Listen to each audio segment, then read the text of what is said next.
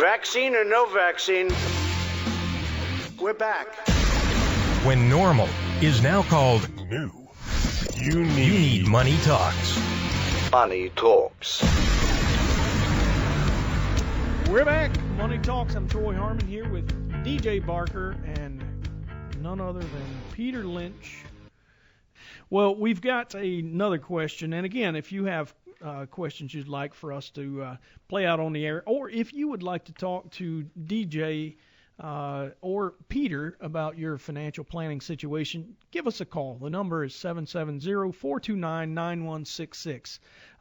We've got a question from Roni from Smyrna. My sister let me know that Apple stock is splitting on the 24th, and she said I should be able to get in for about $100 a share. But then my father-in-law said I should look to buy now because I'm buying the same amount. I only have X amount of dollars, and that number of shares is irrelevant, says he.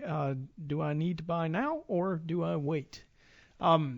Actually, there's a lot that goes into this. So Apple did announce recently that they're going to have a 4-for-1 split, meaning that for every share you currently own, on the day of the split, you would now own 4 shares.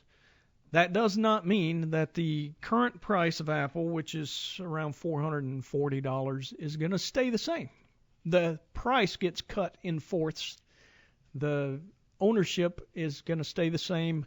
You have 4 times as many for basically the same total amount. So sounds to me like the father-in-law is the most correct person here, but it probably does warrant a little bit more conversation. So I think probably the best way to look at a stock split is, in this case, if you have $1, you can go to the change machine and get 4 quarters. You still have the same value. You just got 4 coins instead of 1 paper bill. Exactly. And that's pretty much the only difference when you have a stock split. So one of the other things that we probably ought to cover is the fact that today most of the custodians in this finance industry will allow you to buy fractional shares.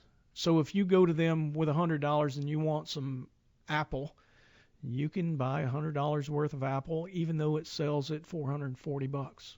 Right. There is no restriction on allowing you to buy that. That's a relatively new situation. The thing that I would say is just focus on the fundamentals. It's not a matter, there is not some huge benefit to be gained from buying Apple today because you're going to have 4 times more and your value is going to increase by 4 times.